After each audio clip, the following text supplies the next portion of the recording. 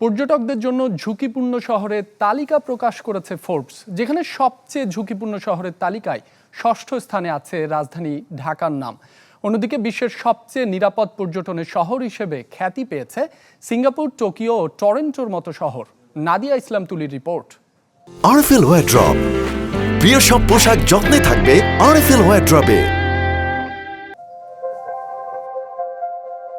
দূষিত বাতাসের নগরী হিসেবে ঢাকার নাম এসেছে অনেক আগেই, আর বসবাসের অযোগ্য শহরের তালিকায় শীর্ষে থাকা এই শহর এবার ভ্রমণের জন্য ঝুঁকিপূর্ণ বলে জানিয়েছে ফোর্বসের প্রতিবেদন। পর্যটকদের জন্য ঝুঁকিপূর্ণ শীর্ষ 10টি শহরের একটি রাজধানী ঢাকা। ফোর্বসের গবেষণা বলছে, বিশ্বের সবচেয়ে ঝুঁকিপূর্ণ শহরের তালিকায় ষষ্ঠ স্থানে আছে শহরটির নাম।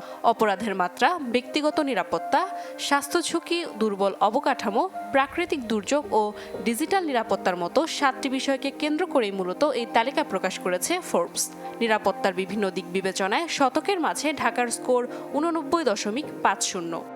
মেসেজগুলো কিন্তু যদি ভালো না যায় তাহলে কিন্তু বাইরে যেটা বলা হচ্ছে তাদের মুভমেন্ট, তাদের ইনভেস্টমেন্ট, তাদের বিনিয়োগ বা ব্যবসা বাণিজ্য কিন্তু কিছুটা হলেও বাধাগ্রস্ত হবে।